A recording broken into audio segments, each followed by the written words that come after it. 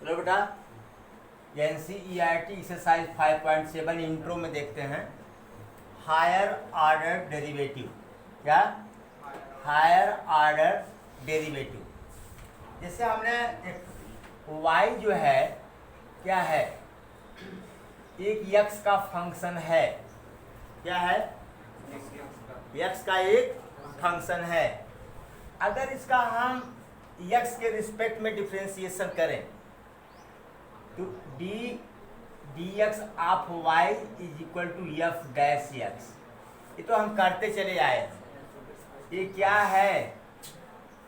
First order derivative. क्या है ये? First order derivative. हाँ, अगर इसका फिर डिफरेंशिएशन हो सकता है, if f dash x is differentiable. गड़बड़ है क्या जी? ये इज डिफरेंशिएबल। अगर ये डिफरेंशिएबल है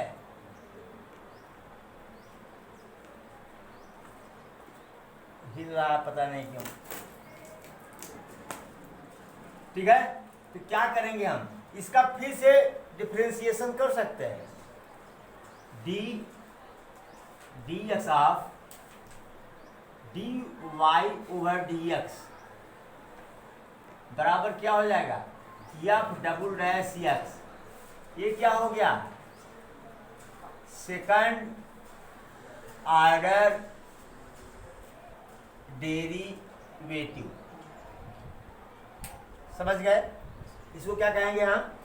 सेकंड ऑर्डर डेरिवेटिव।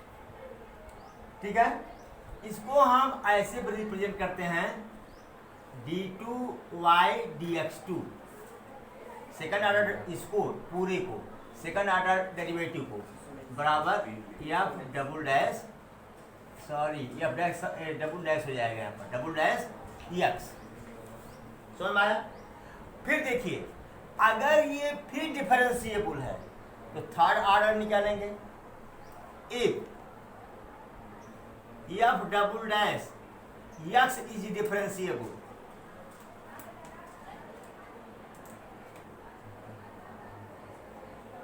तब क्या करेंगे? dx of d2y dx2 f triple dash x।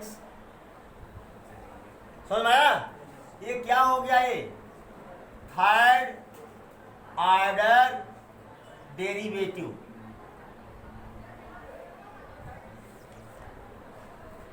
समझ गए? समझ में आया? फिर अगर ये डिफरेंशिएबल है तो फिर हम आगे भी ऐसे ही हम डिफरेंशिएशन करते चले जाएंगे। First order, second order, third order, fourth order और कहां तक? nth order. क्या? nth ऑर्डर डेरिवेटिव हम निकाल सकते हैं।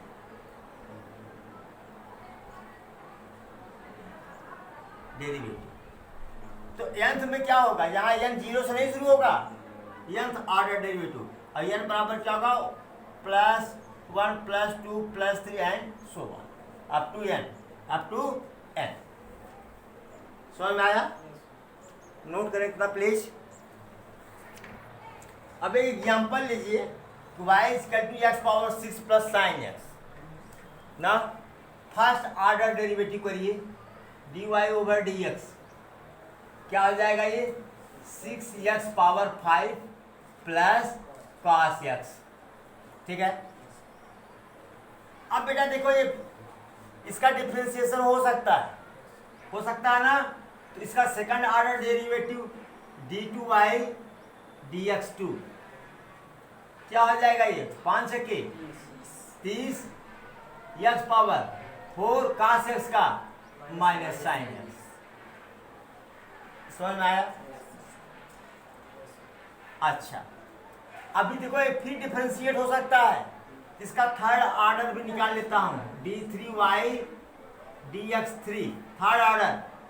30 से 120 120 x cube minus cos x। फिर ये हो सकता है कि नहीं? ये तो कभी ये तो समाप्त हो जाएगा, मान लीजिए बात कांस्टेंट आ जाएगा, लेकिन ये साइन कास कास साइन, साइन कास कास साइन में बदलता रहेगा ये।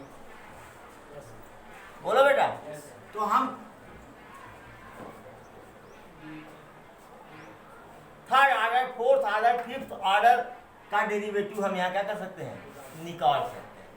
और बेटा एक बात यह है, जरा इसका नोटेशन देखिए, नोटेशन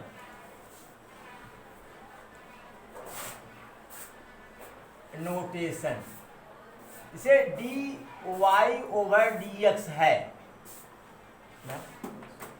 इसको हम वाई डैश भी बोलते हैं, इसको हम y1 भी बोलते हैं, इसको हम dy भी बोलते हैं, इसको हम f डैश x भी बोलते हैं। ध्यान दो पहले, ठीक है। चलो अब सेकंड ऑर्डर डेरिवेटिव लेता हूं, y डबल डैश बराबर y2 बराबर dy2 d2y क्या f डबल डैश x, ठीक है। अब चलो third order low, d3y upon dx3 बराबर y ट्रिपल डैश बराबर y3 बराबर d3y बराबर f double dash triple dash x। अच्छा बताओ बेटा, अगर हम इसी क्रम में d10y और dx10 ओवर dx10 करूं, तब बताओ यहाँ पर y के आगे गिनो 1 2 3 4 5 6 7 8 9 10, बोलो। और यहाँ क्या लिख देंगे इसकी जगह पर y3 या d10y, हो गया ना, या आपके आगे 1 2 3 4 5 6 7 8 9 10 x। आप बताओ ये दोनों सुविधाजनक हैं क्या? नहीं है ना, इसलिए यही ज्यादा यूज होता है, चाहे ये यूज हो चाहे ये यूज हो, ये तीन, ये और ये, समझ में आया। और आपकी बुक में जो है ये y3 ज्यादा, y3 या इस तरह से करके दिया हुआ है, ठीक। इसको तो कोई किताब नहीं छापता, एक फर्स्ट ऑर्डर सेकंड ऑर्डर के लिए तो छाप देता है f dash x f double dash x, y dash y double dash कर देता है। लेकिन जब ऑर्डर हायर होता है ना, तब यही चलता है y1 y2 y3 या dy d2y d3y d10y, ऐसे चलता है। समझ में आया? नोट कर ले प्लीज।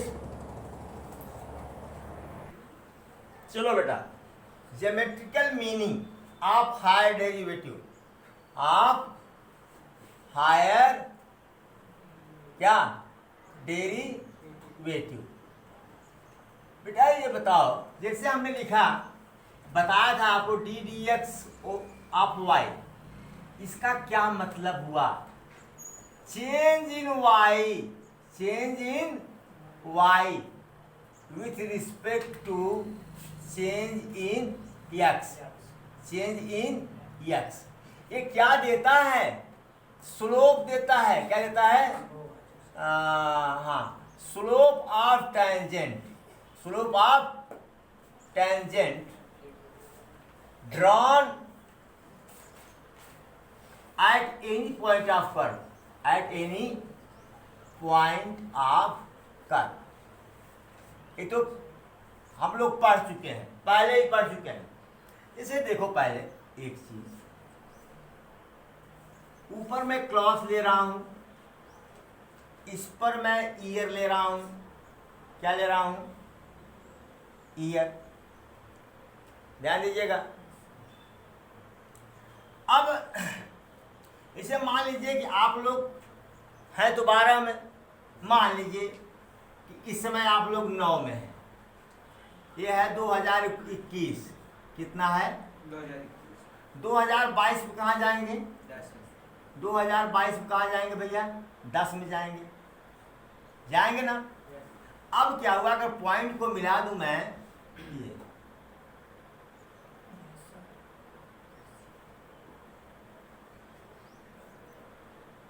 यही आएगा, कर्व आएगा ना।